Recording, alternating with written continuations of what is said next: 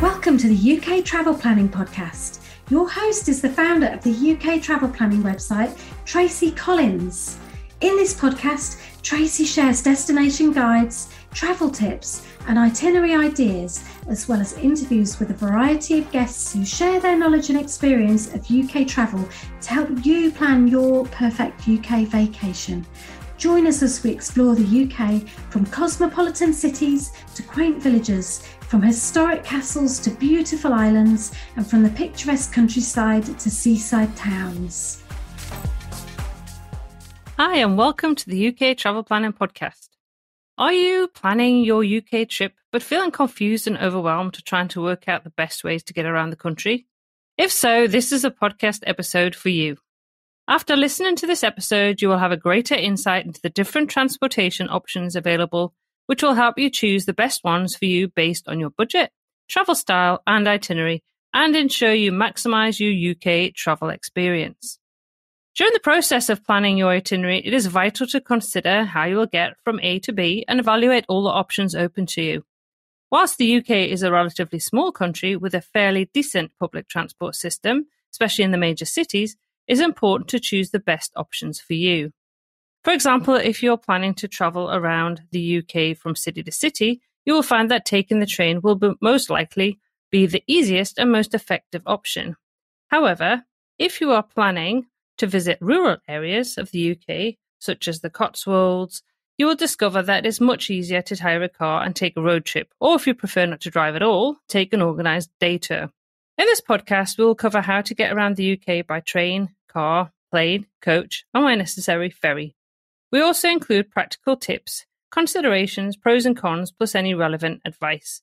If you want to know how to get around London, we will be covering that in a future episode of the podcast, but we'll concentrate on transport options away from London in this particular podcast episode. So we'll start off with trains. As you will know, if you've listened to earlier episodes of the podcast, we are huge fans of train travel.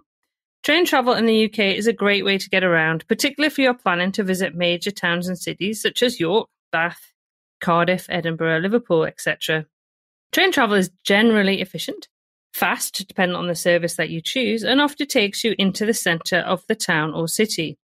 It's also a great way to enjoy views of the countryside and coastlines as you travel.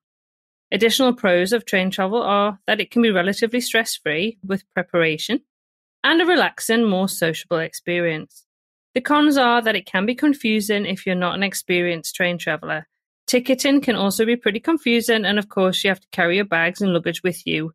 Not great if you need to change trains or want to stop off along the route. When including train trips in your itinerary, consider if you want the fastest route from point A to point B, or do you want to stop off in places in between, for example, London to Edinburgh direct, or would you like to stop over in York? Remember to add in extra travel times to and from stations too, as this is often overlooked in itineraries. You can find out more about travelling in the UK by train in episode 2 of the podcast, which includes lots of practical tips, and episode 5 about the Caledonian sleeper service from London to Scotland, and in our UK train travel guide ebook, which was written by myself and Doug Collins, founders of the UK Travel Planner website. Doug actually worked on the UK rail network for over 25 years, so you get a lot of his knowledge and experience in that train guide. Another option you have for getting around the UK is to hire a car. And this is possibly the best option if you want to head to some of the more rural areas of the UK. Taking a road trip around Cornwall, Scotland, or the Peak District, for example, is a wonderful way to see the countryside and stay in smaller towns and villages. Having a car will give you greater flexibility to explore at your own pace. It's also a good option for families, and it means you also don't have to worry about getting luggage from A to B. The cons of driving include the cost. In addition to rental fees, you will need to budget for petrol, insurance, tolls, and parking costs. Petrol is more expensive in the UK compared to other countries such as the US and Australia. And manual stick-shift cars are also the norm in the UK, so expect to pay more for an automatic. You also need to book that as soon as possible because there is less availability of automatic cars. Additional cons of driving is that if you're not used to driving on the left-hand side of the road, it can feel awkward, intimidating, and actually really quite stressful. If this is something that concerns you, Please listen out for our next podcast where I talk to John Cortese, one of the founders of Tripiamo, which is a resource which has been specifically designed to prepare North American road users for driving in the UK. Our tips include sharing the drive-in, though this will cost more, planning your route and taking advantage of park and ride schemes to avoid traffic congestion in cities and popular tourist attractions where available. Numerous cities offer park and ride, where you basically park your car outside the city and take public transport into the centre. Cities such as Winchester, Durham and Oxford all offer park and ride schemes. We also recommend renting a smaller car as it's more economical and it's also easier to navigate on some of the narrow country roads. It's also worth considering taking a train to a destination and hiring a car from there. We've done this before, from London to Fort William, taking the Caledonian Sleeper and then picking up a car at Fort William train station. If you prefer not to drive at all, you could always book a private transfer or taxi from airports, cruise ports or train stations to your destinations. Another option that we often ask about is flying. So if you're considering taking a domestic flight in the UK, you might find that it's not actually the quickest or cheapest way to get between destinations. I would recommend comparing the cost and time of taking a train within the UK rather than flying to a destination. It's often quicker to take the train and cheaper if you book in advance. Many of the no-frills airlines require additional charges for luggage too, so it can add up. It can actually seem that it's going to be cheaper, but by the time you've added your bags in there, it actually starts becoming really quite expensive. Compare costs. Don't forget to factor in the cost of travel to and from airports too. Some of the airports are some distance from the city centre, so time and cost should be considered.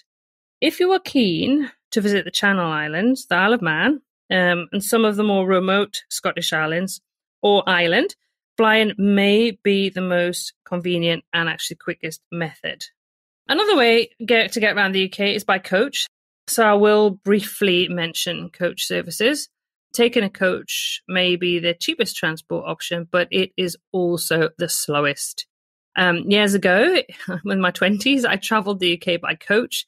And whilst it can be a great budget option if you're time limited, this is probably not the most efficient use of your time. Ferries. So there are ferries that you can catch in England, Scotland and Wales. Most ferries leave in English ports, including Dover, Hull, Newcastle, Portsmouth and Poole, or heading for destinations such as the Channel Islands, France, Holland, Belgium or Spain. Most of Scotland's islands can only be reached by boat or plane. However, it is worth noting that the Isle of Skye is joined to the mainland by a bridge, which makes it slightly easier to get over to Skye. Though you can also get a ferry across from Mallaig to Armadale, which is actually something we're going to be doing in a few weeks' time, and then driving back over on the Skye Bridge. Book tickets early, though, if you plan to take your vehicle on a ferry, as spaces book up quickly, particularly during the summer months. Ferries to Ireland leave and arrive from Fishguard, Pembroke and Holyhead in Wales, Kenryan in Scotland and Liverpool in England. Crossing time ranges from 2.5 hours to 8 hours, depending on the port of departure.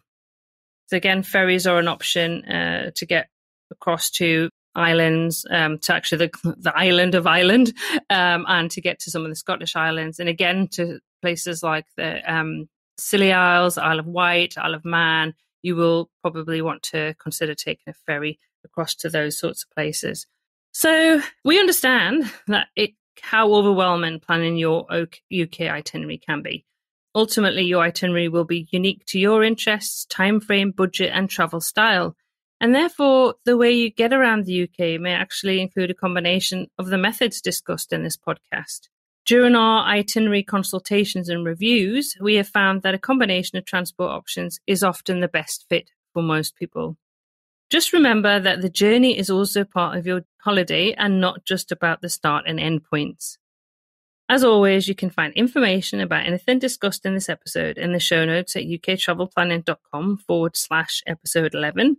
If you'd enjoyed this episode, please consider leaving us a review and subscribing on your favorite podcast app. You can support our work through the Tip Your Guide button on our website.